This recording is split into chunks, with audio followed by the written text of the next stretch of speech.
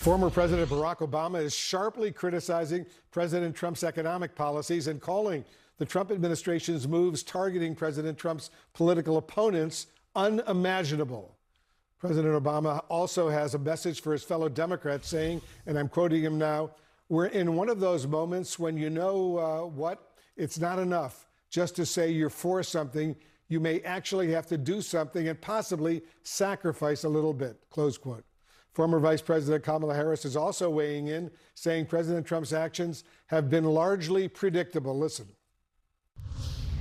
Each day in these last few months in our country, and it understandably creates a great sense of fear. Because, you know, there were many things that we knew would happen. Many things. I'm not here, so I told you so.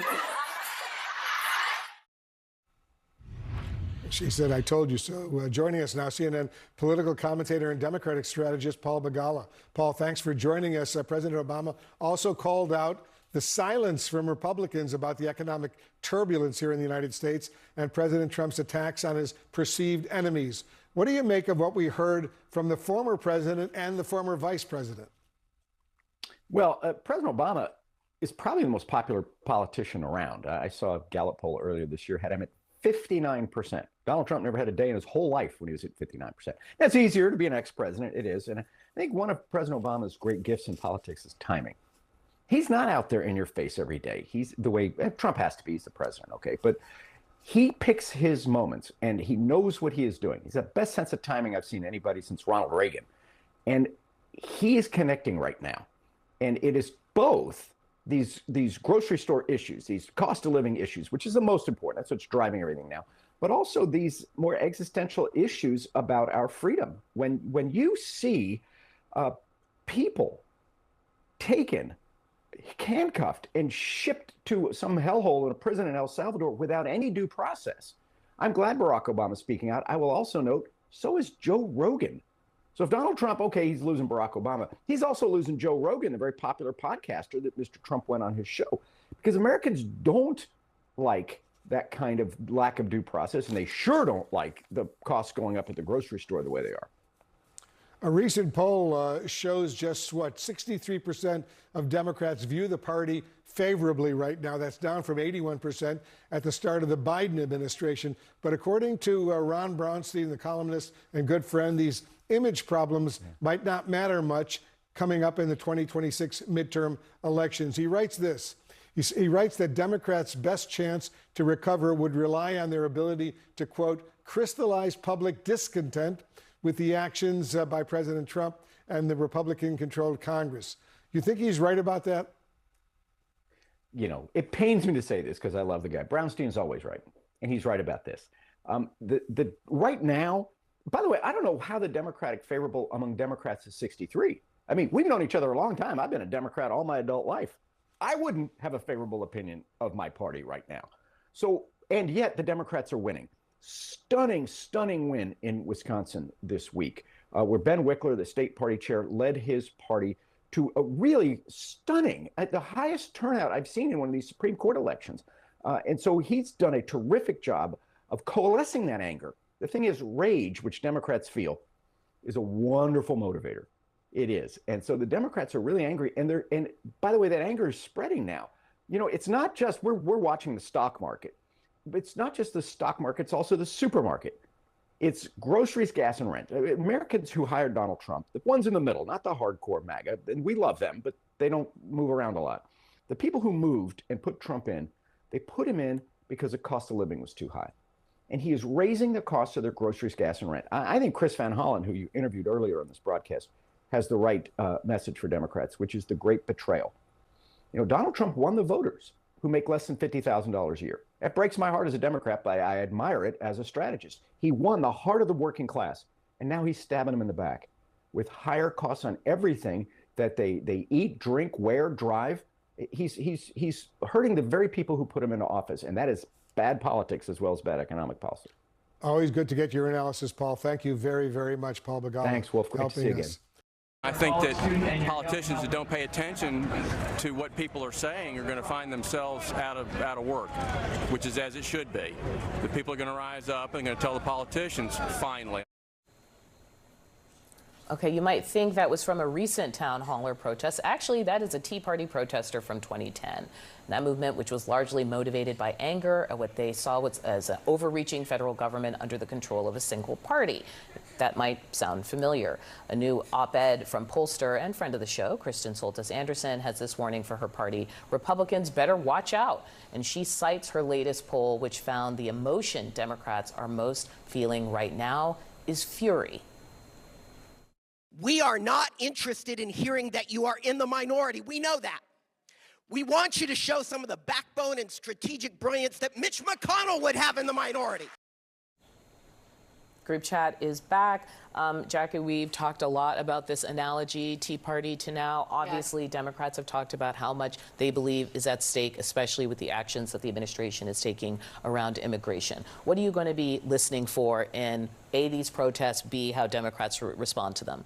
You know, I'm not listening to Democrats as much as I'm watching the voters that voted for Trump because of the economy. We talk to them all the time during the last election, those who were saying, it's not my favorite, but I'm voting for him because of inflation and because my grocery bill is too high. Yes, Democratic enthusiasm obviously is a huge deal. We saw that in Wisconsin, but I think those voters who are on the margins are going to be the ones that really tip the scales as we go forward. I mean, it's a long time before. Yeah, but I guess the question is, can the scales be tipped if you're looking on the news that there's protests, if you're hearing your neighbor complain about it? Rob? Yeah, I mean, I remember that moment, and I know Jim does as well, in 2009 and 2010, when there was a lot of enthusiasm and anger on the right, particularly with the Tea Party protests. And so I think that it would be wise for Republicans to look at the election results, not only in Wisconsin, but those two races in Florida that you talked about earlier, Audie, because the margins were much smaller. I mean, 14 points is still a big margin. At the same time, I think it's important to look at those lessons. You have the Virginia gubernatorial election this year, which will be another bellwether, and then you have some other special elections in the House that are going to come up as well. Yeah, but people hit the streets when they don't feel heard in elections, right? I want to play some sound from you in context of this conversation around the Democratic Party kind of searching for a leader. Fear has a way of being contagious. Yeah. Okay. When one person has fear, it has a way of spreading to those around them and spreading. And we are witnessing that, no doubt. But I say this also, my dear friends, courage is also contagious. Okay, Kamala Harris, we finally see her, and she is referring to something that is real, as I've reported on college campuses, for example, that people are afraid of sticking their neck out, going public because of the potential backlash to that activity. Jim, can you talk about this message in the context of, people speaking out?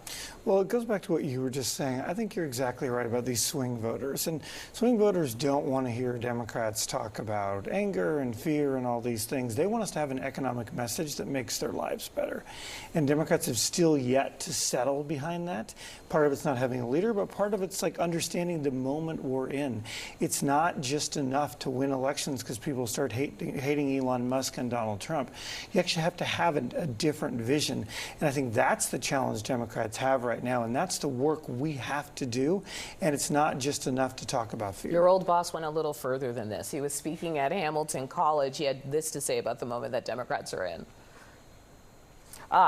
He was saying we're in one of those moments when, it's not enough to say that you're for something. You may actually have to do something and possibly sacrifice a little bit. That's the part people don't remember when they talk about protests or where they refer to the 60s or refer to past time. People did sacrifice.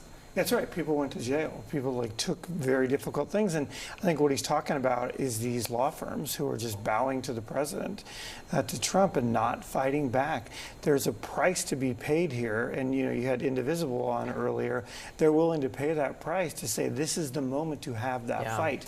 I just think it's not just about anger, though. You've got to have a message how you're making these swing voters' lives better. In the Wisconsin election, 9 counties that went for Donald Trump went for the Democrat in that election. Those are swing voters moving. It's not just enthusiasm. Swing voters are beginning to panic about Donald Trump. Rob, last word to you. Yeah, I think that it's wise, again, for Republicans to pay close attention to this. Donald Trump did have a message that resonated in the 2024 election. He was able to win over those people who may have voted for Joe Biden in the previous election. And he also rode anti-pandemic lockdown protest anger. Sure he did. Yes, so did Glenn Youngkin in Virginia, right? So I mean, that's again why I say look at what's going to happen in Virginia as the next bellwether, just like Bob McDonnell's victory in the early days of Barack Obama's presidency.